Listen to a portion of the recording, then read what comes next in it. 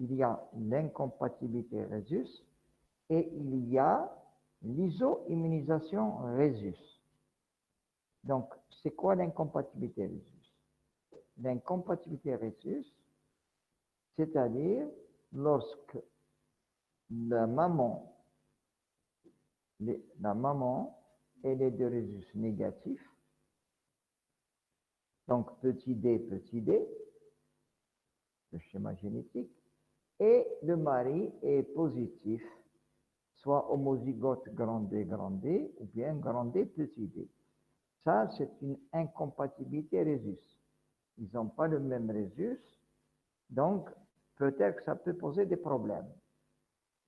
Mais ça ne veut pas dire qu'une femme de Rhesus négatif doit éviter d'épouser un homme Rhesus positif. Non.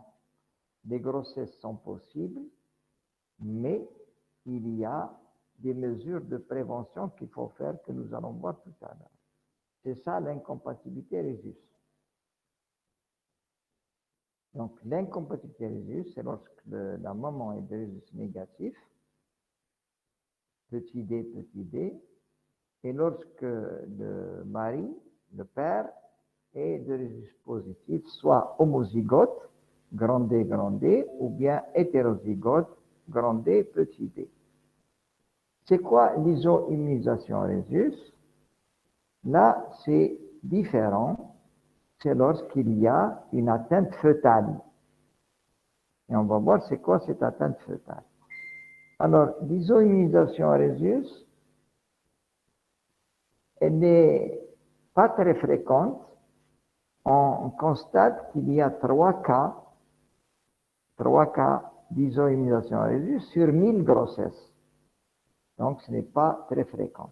Alors, ces isoimmunisations sont à 75% Rhesus, du au gène grand D, et les 25% autres sont dus dans d'autres systèmes.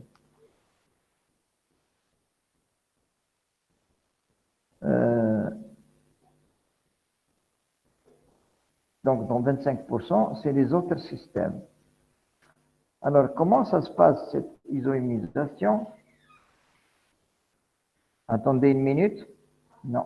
Alors, écoutez-moi les étudiants. Excusez-moi les étudiants, vous attendez un peu.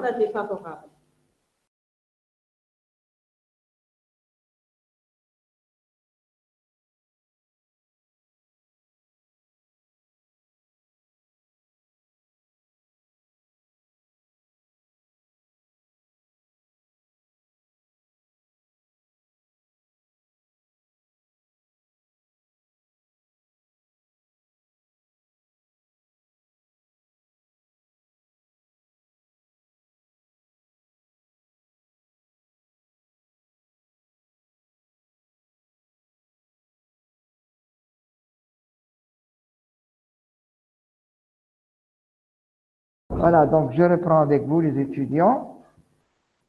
Donc, le facteur immunisant, le problème de cette immunisation, c'est le passage des globules rouges fœtaux dans la circulation maternelle. Donc, c'est lorsqu'il y a un passage des hématies fœtales, généralement, donc, de Rhesus, passage des hématies fœtales dans la circulation maternelle. Donc, lorsque ces hématies fœtales sont de Rhesus négatif et la mère de Rhesus, il n'y a pas de problème. Mais lorsqu'il y a passage d'hématies fœtales Rhesus positif dans la circulation maternelle, là, il y a un problème. Il y a un problème. Alors, le mécanisme de l'isoimmunisation. Alors, vous savez, il y a plusieurs systèmes et nous avons le système Rhesus. C'est quoi le système Rhesus? C'est un système génétique qui est indépendant des autres systèmes qu'on appelle les groupes A, B, O, ou bien quel est le système Dufy. Alors, le système Rhesus, comme vous le savez, il est porté par le chromosome numéro 1 et il comprend gènes ALEN. A-2-N-E-L-E-S.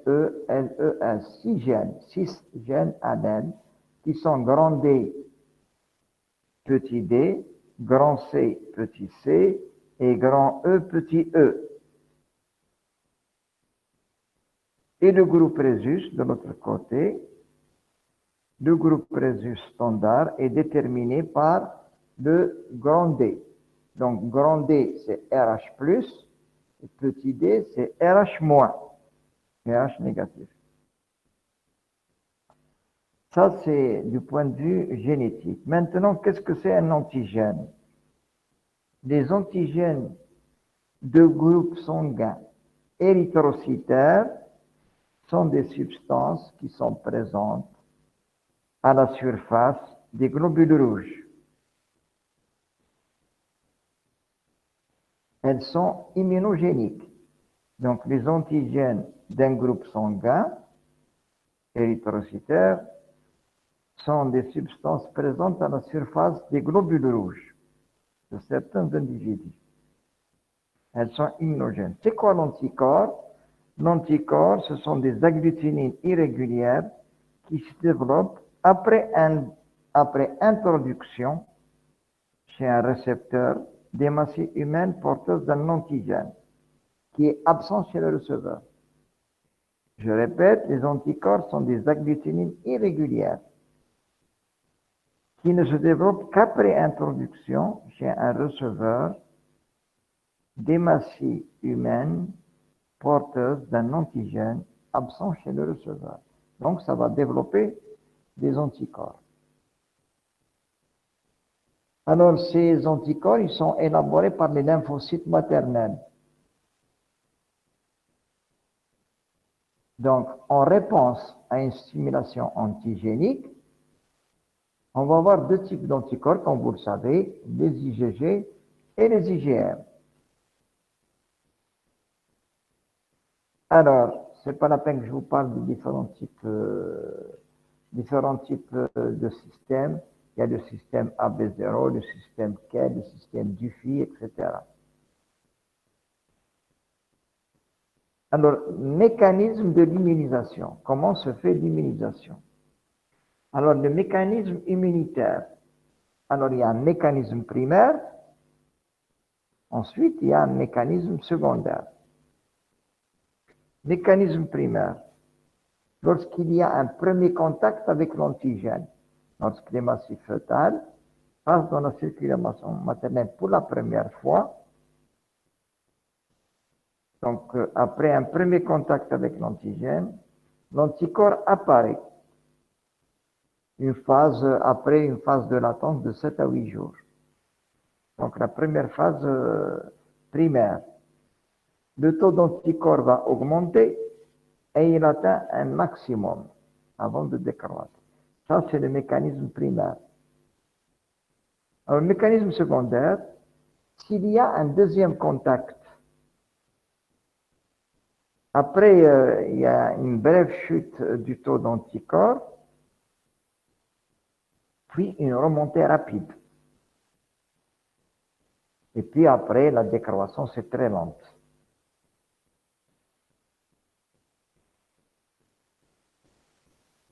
Pourquoi?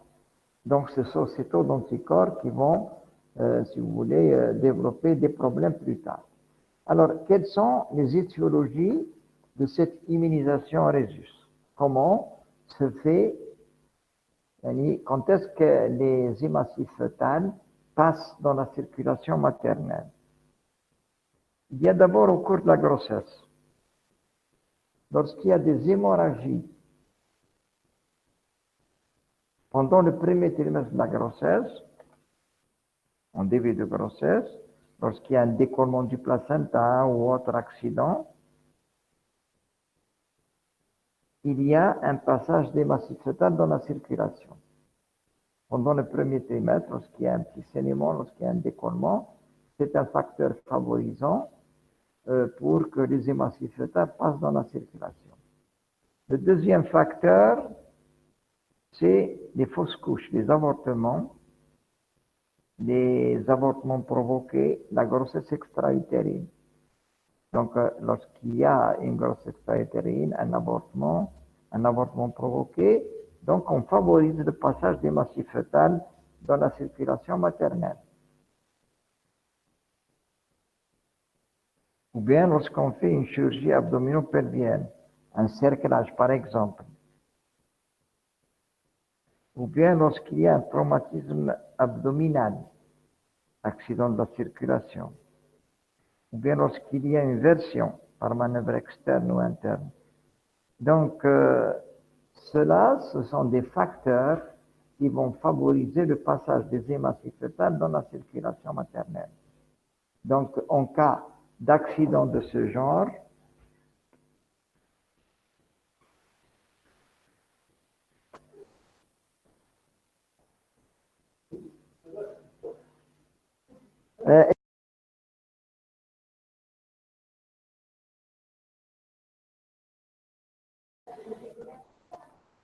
donc, voici les facteurs de risque de passage des massifs fœtales. Donc, toute manœuvre obstétricale, accident, avortement, version par manœuvre, etc. Ça provoque des décollements placentaires et ça va favoriser le passage des hématocytes fœtales dans la circulation maternelle. Quand la maman, bien sûr, est de résus négatif. Quand la maman est de résus positif, il n'y a pas de problème. Et enfin, le deuxième facteur de risque, c'est à l'accouchement. La femme donne naissance à un enfant de résus positif. Donc, il y a là aussi passage des massifs fœtales lors de la délivrance, etc. Quelles sont les conséquences de l'immunisation?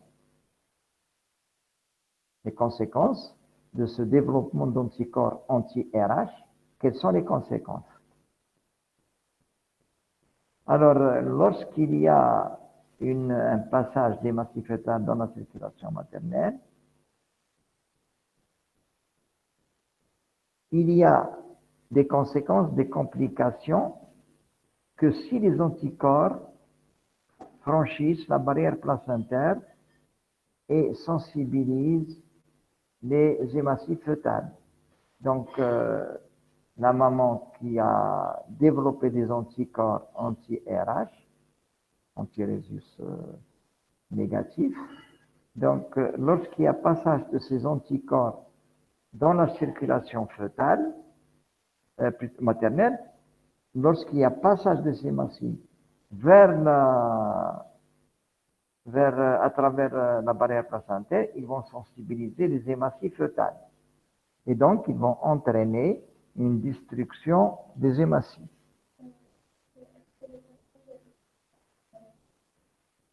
Est-ce que le passage? Ah non. Non, il n'est pas spontané. Je veux dire toujours presque qu'il est provoqué. Mais une fois la femme sensibilisée, le risque, j'ai pas compris spontané, c'est-à-dire s'il n'y a pas d'avortement, s'il n'y a pas de... C'est ça? Non, il y a un développement. Au début, il n'y a pas d'anticorps qui traversent lors de la première grossesse. Mais au bout de la deuxième, troisième, les anticorps vont traverser la barrière placentaire. Et ça va entraîner quoi? Une destruction des hématocytes qui se traduit par une anémie fœtale. Il y a une anémie fœtale. Puisqu'il y a une destruction des hématocytes, il y a une hypoxie. Et il y a une libération de la bilirubine à partir de l'hémoglobine. Et il y a une réaction des organes hématopoïétiques. Et on va aboutir à quoi? On va aboutir à une hépatomégalie et à une splénomégalie. Et bien sûr, à la naissance, un ictère néonatal. Voilà, donc si on fait un prélèvement sanguin chez le fœtus in utero, on va trouver une anémie. Et bien sûr, à l'échographie chez l'enfant, surtout au troisième trimestre, on va découvrir une hépatomégalie et une splénomégalie. Alors, l'examen de l'enfant à la naissance, de mère rhésus négatif immunisé. L'aspect clinique de maladie hémolytique du nouveau-né à la naissance. Comment il est l'enfant? Il présente une anémie, normochrome et une érythroblastose. Une érythroblastose.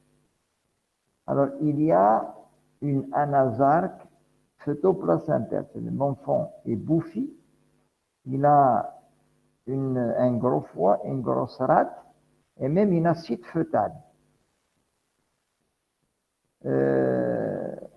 Lorsque l'enfant est né vivant, il y a un ictère chez l'enfant. La bilirubine est élevée. Sinon, la conséquence ultérieure, c'est la mort fœtale in utero. L'enfant peut mourir in utero. Alors, à la naissance, l'enfant n'est pas jaune, n'est pas ictérique, mais il devient ictérique dans les 24 premières heures. Donc, l'ictère est de plus en plus franc et net que progressivement avec la croissance de la bilirubine. Lorsque la bilirubine dépasse 250 mg par litre, c'est un ictère nucléaire qui est franc. Très bien. Voilà donc les conséquences. Le problème de l'isoimmunisation rhésus, ce sont les conséquences fœtales.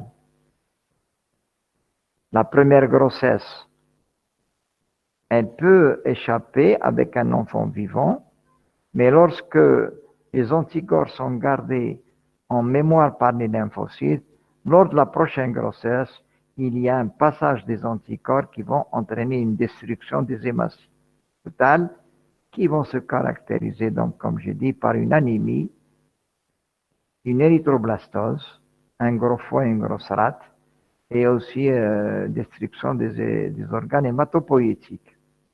L'enfant à la naissance, il va naître avec un ictère. Il va naître plutôt sain dans les 24 premières heures, et puis l'ictère apparaît 24 heures après.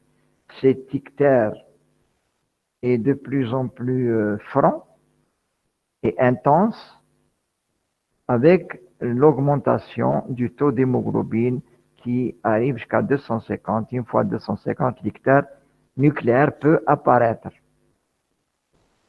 L'enfant aussi présentera une anasarque. Anasarque, ça veut dire que c'est un enfant qui est bouffi, avec un gros foie, une grosse rate et une acide fœtale. L'enfant on peut aboutir à une mort fœtale in utero. Très bien. On va passer maintenant au dépistage. Comment dépister une atteinte fœtale in utero? Comment dépister une iso-immunisation rhésus? Depuis, oui. Oh, je ne sais pas parce que je ne peux pas vous dire. Je ne peux pas vous dire. Mais de toute façon, comme on sait que c'est un enfant de mère rhésus négatif et de père rhésus positif, on sait qu'il y a un risque d'hématie fœtale, un risque plutôt d'isoimmunisation, un risque d'ictère. Donc, on surveille depuis la naissance jusqu'au jour qui suit. Alors, le phénomène physiopathologique, pourquoi il n'apparaît pas juste à la naissance? Non, je ne sais pas. Mais ça fait partie de la surveillance. Donc, la surveillance, c'est le dosage de la bilirubine, bien sûr. C'est à la naissance, on dose la bilirubine sur le cordon. Et puis, chaque 24 heures ou même moins des fois, on fait le dosage pour éviter d'aboutir jusqu'à un ictère nucléaire. Là, la Nazark.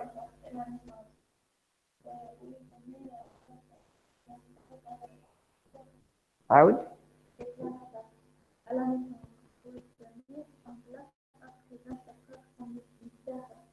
Non, l'enfant naît avec la Nazark.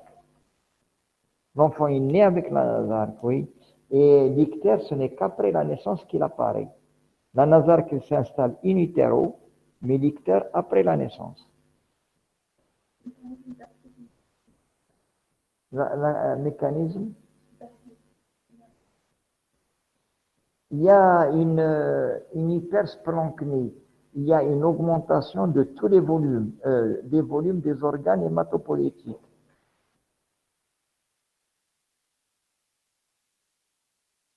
Hématopoïétiques. Et donc, il y a une sécrétion. Je ne peux pas l'expliquer. C'est surtout en rapport avec le gros foie et la grosse rate.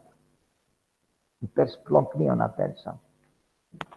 Bon, alors, allez, surveillance d'une grossesse des femmes enceintes immunisées. Alors, le premier élément de surveillance, c'est le groupage et le résus de toutes les femmes enceintes avant la conception ou bien pendant la conception. Donc, il faut faire un groupage résus à toutes les femmes, bien sûr au couple, qui sont censés être connus, groupage résus. Et s'il y a un doute, on fait le phénotypage, grand D, ou bien grand C, ou bien grand E. Pourquoi le phénotypage? Parce qu'il y a des isoimisations dans les sous-groupes. Mais dans le groupe résus grand D, lorsque le mari est homozygote grand D, et la femme résus négatif petit d, tous les enfants seront de quel résus? Tous les enfants. Comment ils seront les enfants? Ils ont dit positif? Positif, ouais. Ouais, tout à fait. Tous les enfants seront de résus positif. Donc on a grand D, petit d, les 4 éléments. Lorsque le mari est hétérozygote, grand D, petit d. Qu'est-ce qu'on va avoir comme groupe chez les enfants? On va avoir 50% positif et 50% négatif. Donc, un couple qui est marié, le mari est hétérozygote et la femme, bien sûr, homozygote, la femme petit d. Donc, le risque d'une immunisation est faible, il est inférieur à un couple dont le mari est homozygote, grand D. Donc, une femme qui a... Moi, j'ai connu des femmes qui ont fait 7 grossesses, elles n'ont jamais été immunisées parce que tous les enfants qui étaient nés étaient des résus négatifs. Donc, le problème se pose lorsque l'enfant est des résus positifs. Très bien, on continue. Première surveillance, donc, c'est le groupage du couple et le phénotypage aussi du couple. Lorsque le mari, maintenant, est résus négatif et la femme de résus négatif, est-ce qu'il y a un problème à la naissance? Le résus des enfants sera négatif. Hein? Vous êtes d'accord? Très bien. Allez, maintenant, voici le premier élément de surveillance. C'est le groupage résus avec phénotypage du couple.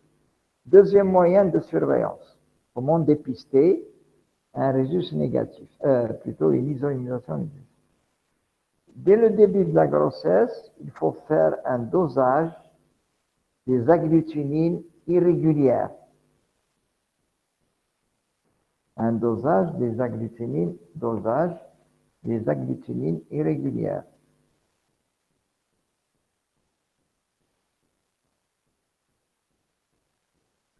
Dosage donc des agglutinines irrégulières. Il faut les doser tous les mois. Si elles sont négatives, il n'y a pas de problème, tant mieux. Si elles deviennent positives, dosage des agglutinines, on passe à un autre examen plus sûr. Il faut faire un titrage des anticorps.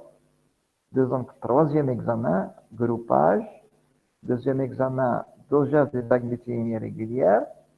Si elles sont négatives, abstention. Si elles sont positives, on passe au titrage, faire un titre des anticorps qu'on appelle le test de Coombs indirect. Test de Coombs indirect, C-O-O-M-B-S. Test de Coombs indirect, qui sera réalisé sur le sang maternel tous les 15 jours à partir du 5e mois.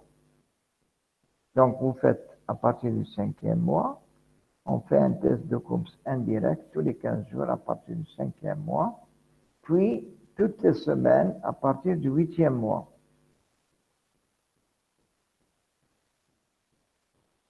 Alors, si le titrage, le taux d'anticorps titrage est inférieur à 1/16e, 1 sur 16, il n'y a pas d'atteinte fœtale. S'il est supérieur à 1/16, il y a probablement une atteinte fœtale et il faut passer à un autre examen. Donc, si le test de Coombs, le taux est inférieur à 1/16e, pas de problème. S'il est supérieur, il faut alors approfondir le dépistage et passer un examen encore plus sensible, qui est le dosage pondéral, P-O-N-D-E-R-A-L, dosage pondéral des anticorps. Alors ce test-là, le dosage pondéral des anticorps, il est 50 fois plus sensible que le test de Coombs. Alors quand est-ce qu'il faut demander? Comme je viens de le dire, il faut demander le dosage pondéral des anticorps lorsque le test de Coombs est supérieur à 1/16e. Alors comment interpréter le dosage pondéral? Le dosage pondéral, il est donné en microgrammes par millilitre. Si le dosage des anticorps, dosage pondéral d'anticorps est inférieur à 1 microgramme par millilitre, il permet d'éliminer une atteinte fœtale. Donc, c'est le 4e examen, dosage pondéral des anticorps. Inférieur à 1 milligramme, on est sûr. Voilà. Alors, un autre examen, c'est la ponction du liquide amniotique. Madame? Ah oui? Est-ce qu'on fait tout ça chez nous? Oui, on fait tout ça, oui, le test de Coombs, la recherche des agglutinines et même le taux d'anticorps, le dosage pondéral des anticorps, il se fait. Bon, c'est vrai qu'à Batna, on ne le fait pas, mais à Constantine, à Alger, ça se fait. C'est pas du tout une difficulté. C'est une machine maintenant. Pour le dosage pondéral plus précis, pourquoi on passe par toutes les étapes? Ben, écoutez, vous savez, c'est des tests d'abord qui sont pas coûteux, qui sont faciles. D'accord? Un dosage, plutôt un groupage, résus chez la mère, Si la maman est positive et le père est positif, on ne va pas faire tous ces dosages. Donc, vous n'allez pas prendre toutes les femmes, on va leur faire le dosage pondéral. Déjà, avec le groupage, on élimine une bonne partie des femmes qui ne nécessitent pas une surveillance. Si la femme est de résus négatif et que le mari est de résus négatif, déjà, on va éliminer les autres examens, test de Coombs, etc. Donc, il ne faut jamais aller, c'est comme les tumeurs d'ovaire, quand il y a une femme qui a une tumeur d'ovaire, on ne va pas aller directement faire une IRM. On commence d'abord, donc on commence par les examens les moins coûteux, qui peuvent nous aider, et puis après, si on a des problèmes, on passe aux examens les plus sensibles et les plus chers. Alors, un autre examen maintenant, c'est l'étude du liquide amniotique. Alors, lorsque le dosage pondéral est supérieur à 1 mg par millilitre, donc on passe à un examen encore plus performant, c'est l'étude du liquide amniotique à la recherche de la bilirubine dans le liquide amniotique. Donc, dosage de la bilirubine dans le liquide amniotique. L'amniosynthèse, la ponction du liquide amniotique. Donc, c'est un examen aussi précis puisque on va chercher directement dans le liquide la présence de bilirubine. Donc, s'il y a de la bilirubine en fonction du taux, donc c'est surtout cette amniosynthèse. On ne va pas la faire au 5e mois ou au 6e mois ou au 7e mois. L'amniosynthèse ne peut être faite qu'à partir du 8e, 9e mois, à partir de 32, 33 semaines. Alors, puisque c'est des enfants qui sont atteints, généralement, donc on va discuter si il faut faire une extraction fœtale ou pas. Parce que s'il y a une atteinte fœtale et que l'enfant est à 5 mois, 6 mois, on ne peut pas le tirer. Donc, on va faire une autre exploration. On va faire ce qu'on appelle une étude du bien-être fœtal. On va voir si l'enfant, à l'intérieur de l'utérus, est encore bien, n'est pas encore très altéré. Et on va faire un score de Manning. Un score de Manning, comme j'ai dit hier, M-A-2-N-I-N-G. Le score de Manning, qu'est-ce qu'il va étudier? On va étudier le bien-être fœtal, on va étudier les mouvements actifs fœtaux, les mouvements fœtaux, le tonus fœtal, lorsqu'il y a les mouvements de flexion et d'extension du membre. Donc, et les mouvements fœtaux, c'est les mouvements de tout le corps. Ensuite, on étudie les mouvements respiratoires de l'enfant. Ensuite, on va étudier l'enregistrement du rythme cardiaque fœtal. Et ensuite, on étudie à l'échographie la quantité du liquide amniotique. Et on fait une addition de tous ces paramètres pour donner un score. Le score de Manning est dit normal lorsqu'il est supérieur à 6. S'il est inférieur à 6, c'est qu'il y a une souffrance fœtale. Voilà pour le score de Manning. Ensuite, il y a d'autres études, d'autres éléments de surveillance. C'est l'échographie tout court. Alors,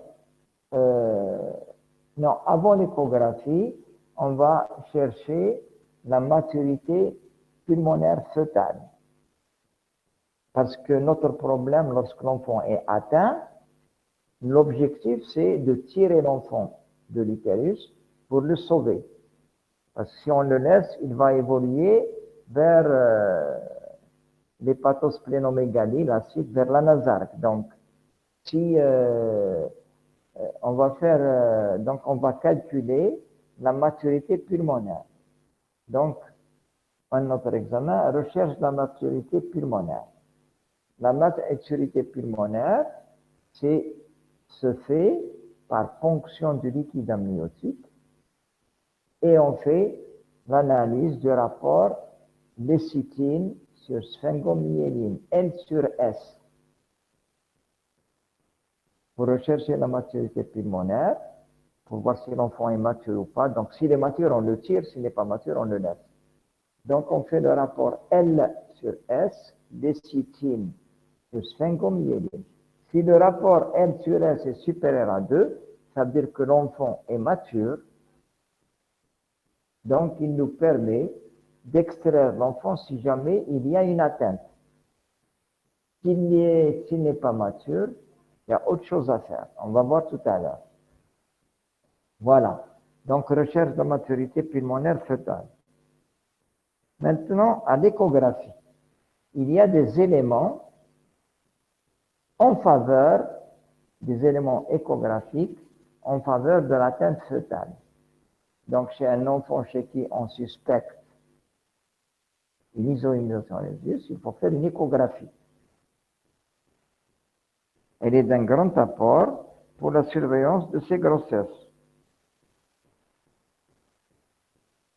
Donc, on va, à partir du 6e, 7e mois, on va mesurer l'épaisseur placentaire.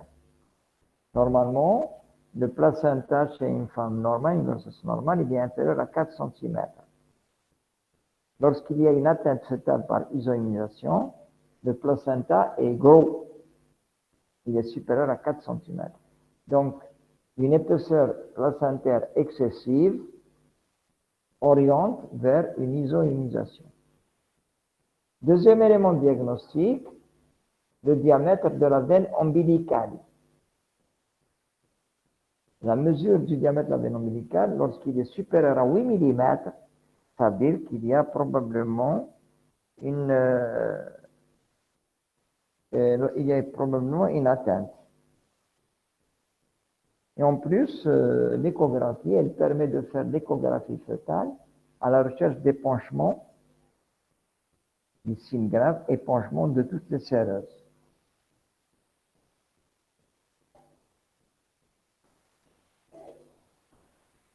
Alors, et l'échographie, enfin, elle permet de faire une ponction au niveau du cordon, une ponction du sang fœtal, une PSF.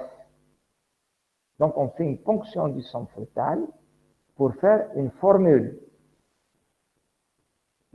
sanguine.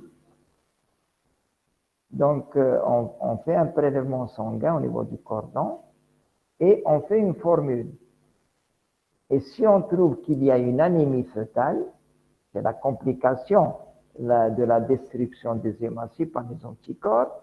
Donc, s'il y a une destruction, on peut proposer, avec la même aiguille qui est dans le niveau du cordon, on peut proposer des transfusions unitéro pour corriger l'anémie.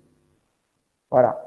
Donc, la ponction du sang fœtal, elle permet non seulement de faire le groupage de l'enfant, pour voir, on fait le groupage et la formule, pardon, donc je n'ai pas dit groupage.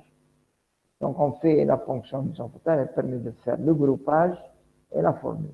Le groupage, c'est pour confirmer le résus, positif ou négatif, et la formule, c'est pour voir le degré d'anémie pour une éventuelle transfusion sanguine.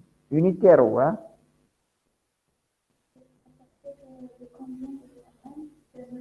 À partir de combien de semaines? Eh, à partir du 5e mois. Parce qu'avant, on ne peut pas, parce que l'isoimmunisation, les signes cliniques et radiologiques sont pas fiables à partir de la 20e semaine. Moins de 20 semaines, les signes cliniques et radiologiques ne sont pas très sensibles. Par contre, moins de 20 semaines, on a d'autres moyens. C'est le dosage des agglutinines, le test de Coombs, c'est le dosage des anticorps, le dosage pondéral des anticorps. Mais avant 20 semaines, d'ailleurs, il y a rarement une atteinte fœtale avant 20 semaines. On ne la voit pas. Donc, Et l'amniosynthèse, la fonction du liquide amniotique et du cordon, c'est à partir de la 25e et la 28e semaine. On ne fait pas de fonction avant 25-28. C'est bon? Il n'y a pas de questions?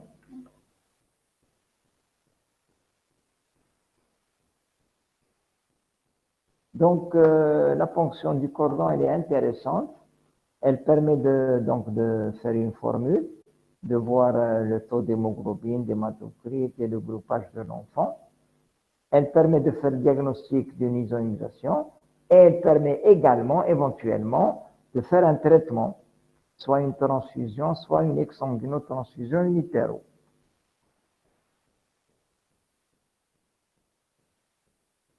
Alors maintenant, on a terminé avec cette surveillance. Donc si je répète la surveillance, on commence par le groupage de la mère, groupage Rhésus, et le groupage du père. Donc en fonction de la compatibilité et des groupages et des Rhésus, on va continuer la surveillance. Et la première surveillance, c'est le dosage, la recherche des agglutinin irrégulières.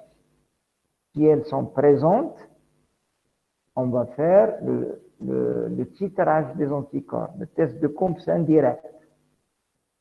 Lorsqu'il est inférieur à un 16e, il n'y a pas d'atteinte. Lorsqu'il est supérieur à un 16e, il y a probablement atteinte. Donc, pour confirmer, nous sommes obligés d'être plus précis et faire un dosage pondéral des anticorps. Le dosage des anticorps pondéral doit être inférieur à 1 mg par millilitre. S'il est supérieur à 1 mg par millilitre, il y a probablement atteinte fœtale. Donc, on va passer un élément plus encore pour confirmer cette atteinte. Et les autres examens, c'est bien sûr le score de Manning, l'échographie, la fonction du liquide amniotique et la fonction du cordon. Tous ces éléments, ils permettent de contrôler le degré d'atteinte et éventuellement la fonction du cordon pour chercher le groupage de l'enfant et le degré d'anémie et éventuellement une transfusion. C'est bon?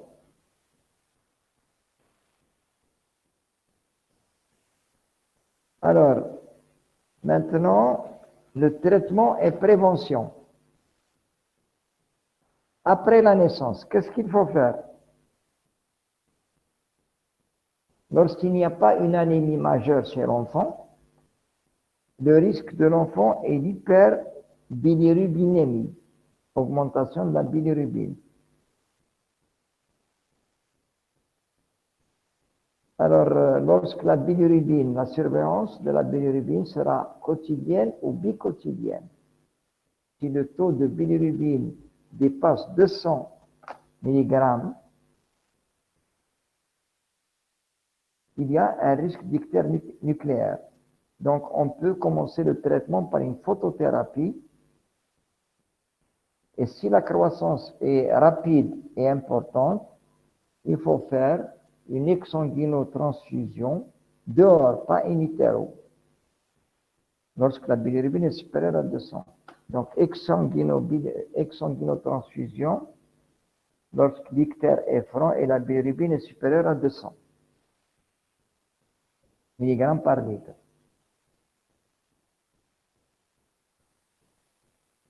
Alors, l'interruption de la grossesse, plutôt l'exsanguinotransfusion, elle sera faite avec du sang chez l'enfant, Rhésus négatif. L'enfant est positif, on va lui donner du sang Rhésus négatif. C'est un sang qui normalement qui est déplaquetté, on lui enlève les plaquettes, et irradié. C'est un sang spécial.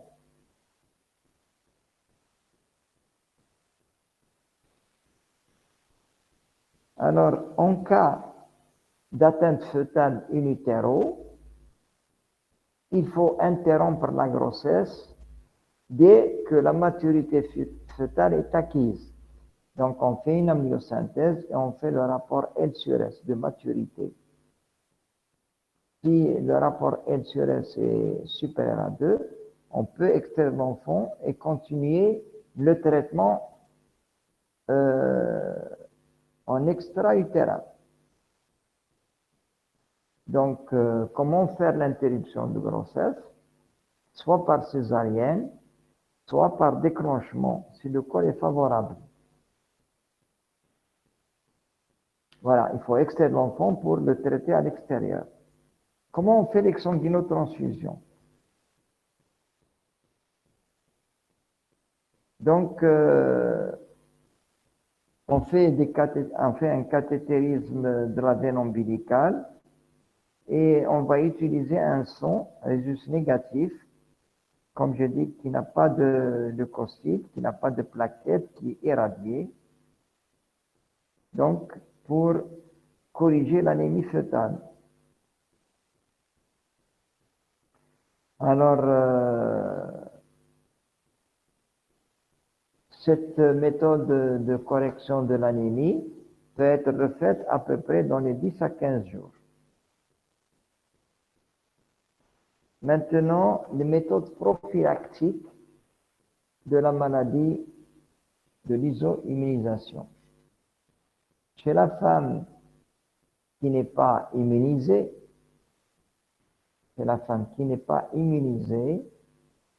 il faut faire à la naissance, dans les 72 heures, ne pas dépasser 72 heures, hein, il faut faire une injection de gamma-globuline anti-D, juste après l'accouchement d'un enfant de rhésus positif. Donc, là où la femme va développer des anticorps. Donc, il faut faire une injection de gamma-globuline anti-D dans les 72 heures. Si maintenant on a dépassé les 72 heures, l'efficacité n'est pas garantie. Donc cette injection sera faite chez toutes les femmes de rhésus négatif, quel que soit le groupe de son mari. Quel que soit le groupe de son mari, et si l'enfant est de rhésus positif, bien sûr. Alors, une fois l'injection faite, il faut contrôler l'efficacité de cette injection par un test de Combs sensibilisé. Il faut contrôler. Alors, maintenant, que faire chez une femme qui est fortement immunisée? Que faire chez une femme qui est immunisée et qui ne peut plus avoir d'enfants? Parce que tous les enfants, quand le mari est de rhésus positif, tous les enfants vont être de rhésus positif, homozygotes. Donc, comment faire pour avoir des enfants? Qu'est-ce que vous proposez?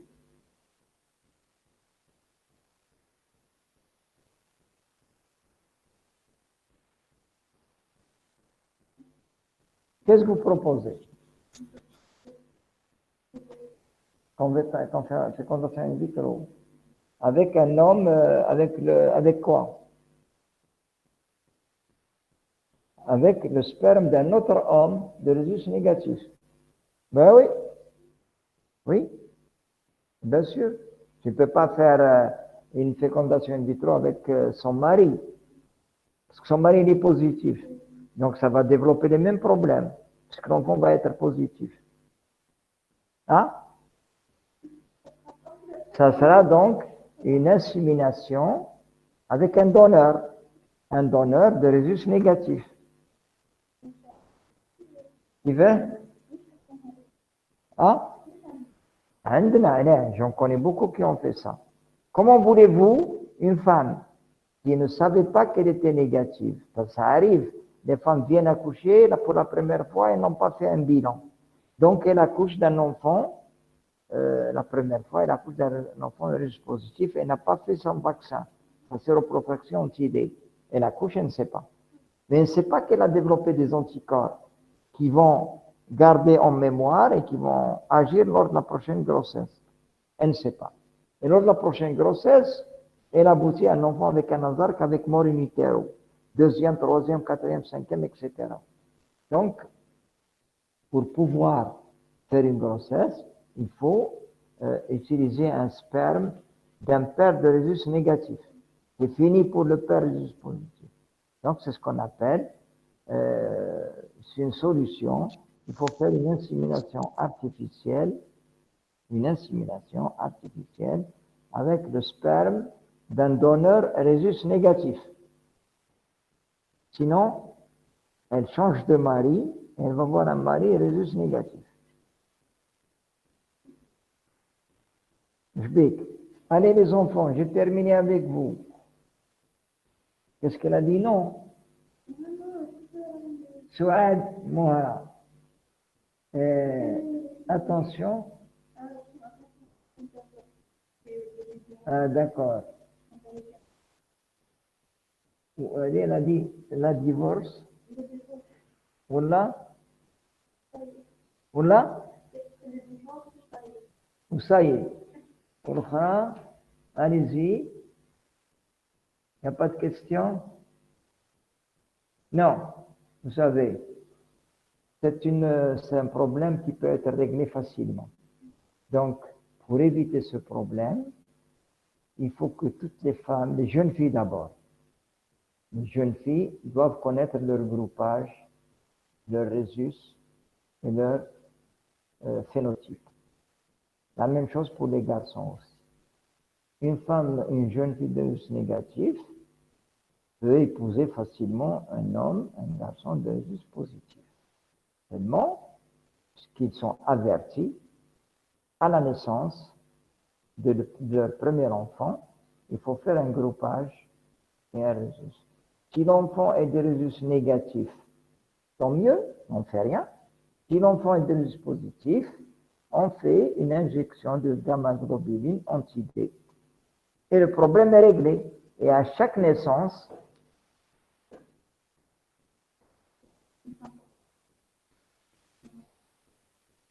femme porteuse. Est-ce que la femme porteuse va régler le problème? Vous dites femme porteuse, quel groupe? Négatif. Oui, mais, une femme porteuse positive ou négative? Il faut que la femme porteuse soit négative. Si elle est positive, c'est pas possible. Alors, pourquoi aller chercher une femme porteuse qui va poser le même problème? Parce que vous allez lui donner un embryon qui a été fait par le père et la mère biologique, et vous allez le placer dans une mère de rhésus négatif. Après, ça va poser le problème de le donner. Est-ce qu'elle va vous le donner, l'enfant? Ça pose des problèmes, etc. Pourquoi? Ou bien, écoutez, mère porteuse, c'est plus compliqué quand même qu'un donneur. Il vaut mieux un donneur, au moins, enfin, c'est... quoi? Oh, les donneurs, non. Les donneurs, Andena, c'est tellement hypocrite, c'est tellement caché que les gens n'acceptent pas. Parce que ici, tout le monde va raconter que le mari a utilisé le sperme de quelqu'un et ça va faire du bruit. Mais généralement, on ne connaît pas. Pour être un donneur de sperme, il faut d'abord être en bonne santé. Il faut avoir au moins 2 enfants, celui qui donne. Il doit avoir au moins 2 enfants. Il doit garder l'anonymat, parce le laboratoire prend, mais il ne sait pas quel est le sperme qu'il a donné. Une fois, le laboratoire il porte un numéro, et on ne donne pas le numéro au donneur. Donc, c'est gratuit. Il faut qu'il soit en bonne santé. Il ne doit pas avoir une tare génétique. Et en Amérique, comme les Américains sont pervers, ils sont bizarres, il y a certaines femmes qui choisissent le sperme de quelqu'un qu'elles voudraient. Un homme, un génie, un beau gosse, etc., etc. Et donc, là, c'est interdit aussi. Mais en Amérique, tout est possible avec l'argent. Donc, elles choisissent le sperme de quelqu'un qui est l'idéal, quoi, etc. Bonne journée. On dit, est-ce que c'est la seule solution? Est-ce que C'est la seule solution. vous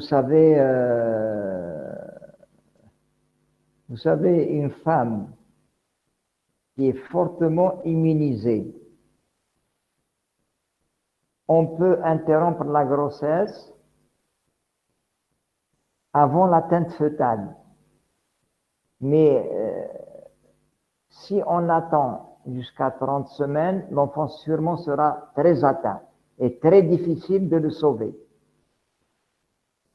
Si on fait une interruption avant l'atteinte importante, c'est-à-dire 22-23 semaines, c'est très difficile à faire vivre après. Donc, il n'y a pas d'autre solution. J'ai dit qu'on peut traiter in utero, on peut faire des exsanguinotransfusions in utero, etc. Mais les résultats ne sont pas très forts. Hein.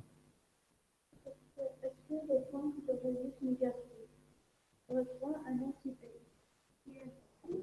Même si on a fait un dopage in utero retrouvé positif, Je n'ai pas compris. un retrouvé négatif. Attendez, laisse-moi lire. Est-ce que la femme de résus négatif reçoit un anti-D? Oui, oui, j'ai compris sa question. Elle est très mal posée. Elle est très mal posée, elle parle mal le français, cette jeune fille, Souad Mohara. Alors, la question TAC, vous me dites si c'est ça ou pas. Est-ce qu'une femme qui est enceinte, qui a fait son vaccin, son sérum anti-D lors de la grossesse, et puis maintenant, elle est enceinte et elle saigne, est-ce qu'elle doit faire l'anti-D? Oui, elle doit faire l'anti-D. C'est ça la question? C'est ça la question? Une femme qui a reçu l'anti-D et qui maintenant saigne.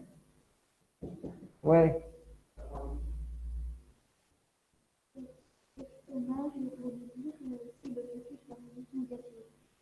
Non, elle ne fait pas d'anti-D. Oui, quand l'enfant est reçu négatif in utero. La maman est négative et le résus est négatif. On ne fait pas d'anti-D. La maman résus négatif et l'enfant de résus négatif, on ne fait pas d'anti-D. On fait l'anti-D lorsque la maman est de résus négatif et l'enfant de résus positif. Le groupage de l'enfant, il est fait à la naissance.